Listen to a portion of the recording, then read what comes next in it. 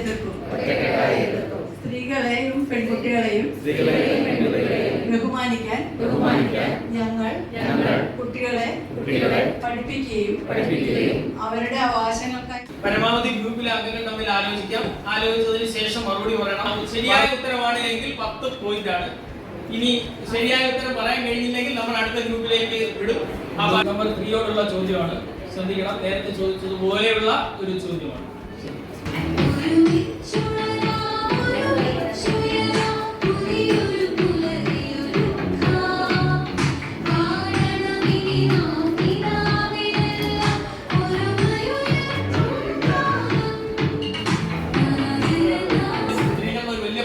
ഉണ്ടെങ്കിൽ മാത്രമേ ഫലപ്രദമായ രീതിയിൽ ഈ പ്രോഗ്രാം സംഘടിപ്പിക്കാൻ കഴിയുള്ളൂ. അതുകൊണ്ട് സ്ത്രീകളാണ് ഏറ്റവും വലിയ കരുത്ത് എന്നാണ് നിഷാദ് പറഞ്ഞു വെച്ചത്. വ്യക്തി നല്ലതായതുകൊണ്ട് അല്ലെങ്കിൽ സ്ത്രീപക്ഷ വീക്ഷണം ഉള്ളതുകൊണ്ട് പുരുഷന്മാർക്ക് കൈകാര്യമാണെന്നല്ല, വർഷങ്ങളായി ഈ ഒരു പ്രശ്നം നിലനിൽക്കുന്നത്, അതായത് ഈ അസമത്വം നിലനിൽക്കുന്നതിന്റെ പ്രധാന കാരണം ഇന്ന് എല്ലാവരും പേരന്റേഷാണ്. എനിക്കറിയാം ഞാൻ ഇൻഡിപെൻഡന്റ് ആണ്, എനിക്കറിയാം ഞാൻ ഫ്രീഡമുള്ള ചുറ്റുപാടുകളൊന്നും എനിക്ക് എന്നോടൊപ്പമില്ല, അല്ലെങ്കിൽ ഞാൻ വിചാരിക്കുന്ന രീതിയിൽ ചിന്തിക്കുന്നില്ല എന്നുള്ളത്.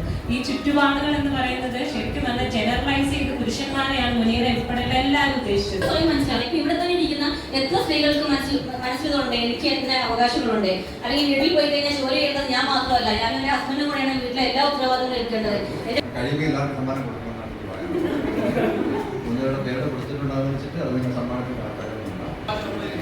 അവാർഡ് ഒന്നാം സ്ഥാനം കിട്ടിയിരിക്കുന്ന ഒന്നാമത്തെ ഗ്രൂപ്പിന്